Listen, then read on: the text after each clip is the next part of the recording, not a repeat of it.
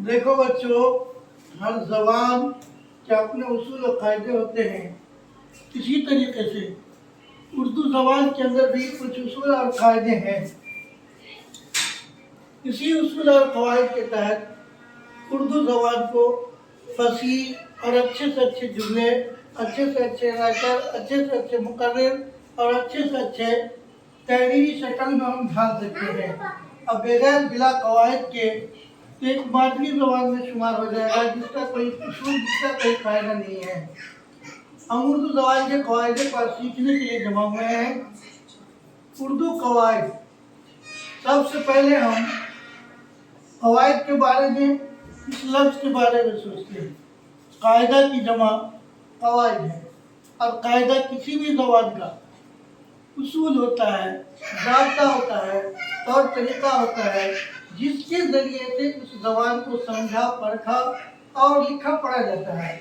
अगर उस ज़बान को हम नहीं कायदे से पढ़ते हैं तो बेकायदा वो ज़बान का कोई फसाद, कोई बलागत, कोई उसके अंदर चाशनी नहीं रह जाएगी, बल्कि वो कवायद आपके तौर तरीके से ही अलग हो जाएंगे।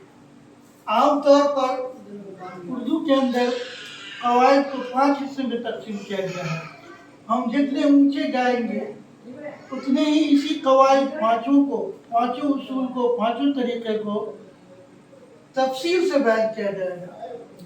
हम चूँकि 9वीं 10वीं क्लास के बच्चे हैं, इसकी तफसील, इसको समझना, मोटी मोटी बातों को जहन में रखना बहुत ज़रूरी है।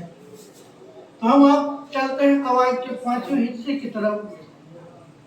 सबसे पहला इल्म हिजा। हिजा के माने थे हिज्जे करने, लफ्जों के हिज्जे करने के। 3 और उर्दू के अंदर इल्म हिजा पहली किस्म है। हिजा कहते हैं हुरूफ तहजी हिज्जे करने वाले लोग, जो आमतौर से हम अलिफ से लेकर या तक ही है, इसी को मिलाकर जोड़कर हम क्या करते हैं, हिज्जे करते हैं, और उसी से हम लफ्ज बनाते हैं, उसी से जुमला बनाते हैं। और उसी इल्म हिजा को हरकत, सकनात, जज़म, एराब दे करके और हिज्जे करके उसको हम एक नई शक्ल देते हैं, और इसी की जानकारी को हम क्या करते हैं, इल्म हिजा। इल्म हिजा के माने हिज्जे करने के हैं। हुरूफ तहजी अलिफ से लेके या तक के जोड़ने को, या तक को कहते हैं। इससे क्या होता है कि हुरूफ के हरकत, सकनात, मखरज, एराब वगैरह की जानकारी उसमें शामिल करनी होती है। फिर हिज्जे करके एक लफ्ज, एक जुमला तैयार होता है। फिर दूसरी किस्म है इल्म सर्फ। इसमें हुरूफ की साख और बनावट, यानी इल्म हिजा के अंदर लफ्ज कैसे बनेगा और उसकी उलटफेर कैसे होगा, इसको हमको जानना होता है। जैसे हमको अहमद लिखना है, अब कोई शख्स ऐन छोटी हा दाल दे दे तो अहद हो गया अहमद, तो उसके लिए हमको अलिफ लाना पड़ेगा, बड़ी हा लाना पड़ेगा, मीम लाना पड़ेगा, दाल लाना पड़ेगा, तब वो क्या बनेगा, अहमद। अब जो अहमद बना तो उसके अंदर ध्यान में रखना होगा कि बड़ा हा है, छोटा हा है, मीम दाल, फिर इसको जोड़ना।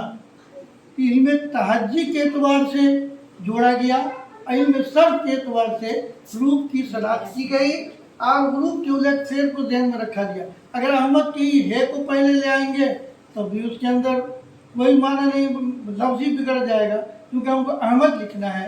हा को पहले ला देंगे तो हामिद बन सकता है, हम्द बन सकता है। इसलिए ज़रूरी है कि इल्म सर्फ को भी ध्यान में रखा जाए। इल्म सर्फ उसी को कहेंगे जिसमें रूप की बनावट, उलटफेर और साख को ध्यान में रखा जाए। तीसरी सूरत है इल्म नाहव। कलाम के अज्जा को, कलाम के टुकड़े को अलग अलग भी कर सकते हैं, शामिल भी कर सकते हैं।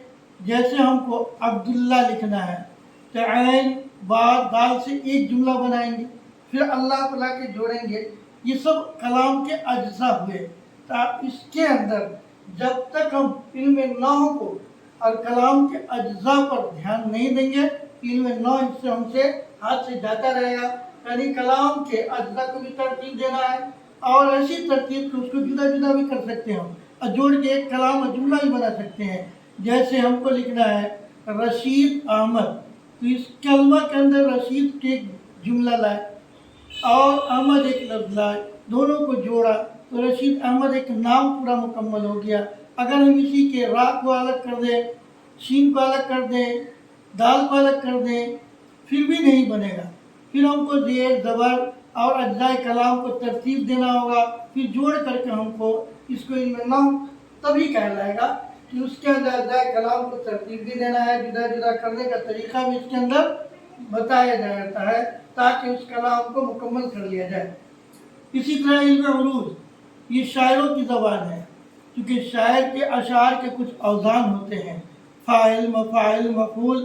جب ہم پڑھیں گے، اس بات میں جائیں گے تو اس میں شعر کہنے، شعر پرکھنے اور شعر سمجھنے کا طریقہ سب بتایا جائے گا، اوزان کو بتایا جائے گا، اسی کو کہتا ہے علم عروض۔ اب تک جتنے جملے ہم نے پڑھے، یا اردو کے اندر کلام ہے، یا اردو کے اندر نثر ہے، نظم ہے، جو بھی کچھ ہم پڑھتے ہیں اسباب، اس سبق کے اندر علم بلاغت بھی ضروری ہے۔ کلام کہنے والا کا پورا ہی ہم پتہ لگا لیتے ہیں کہ وہ شخص کے اندر کتنا علم ہے، اس کی زبان کیسی ہے، اسی سے اس کی تحریر سے، اس کے جملے الفاظ سے، اس کی تقریر سے اس کے علم کا پتہ لگ جاتا ہے، اور اس کے کلام کی اونچائی، اس کے کلام کے فصاحت، بلاغت اور کلام کے اندر لفظی اور معنوی خوبیوں سے یہ پتہ چلتا ہے کہ یہ شخص کے کلام میں کتنی بلاغت ہے، کتنی فصاحت ہے، کتنی اس کے کلام کے اندر اونچائی ہے۔ ایسے تو بچے بھی ایک گائے کو مضمون لکھتے ہیں جو رٹا رٹایا ہے، ایک استاد بتاتے ہیں بچے کے اعتبار سے، 8ویں کلاس کا بچہ، 9ویں کلاس کا بچہ، اور 10ویں میں جانے کے بعد پھر کلام کو اونچا کرتے ہیں، پھر 11ویں 12ویں کے بچے کو اور اونچے کلام سے بتایا جاتا ہے۔ تو کلام کے خوبیوں کو، حسن کو اور اس کی فصاحت و بلاغت کو جاننے کے لیے ہم کو علم بلاغت کی ضرورت پڑتی ہے۔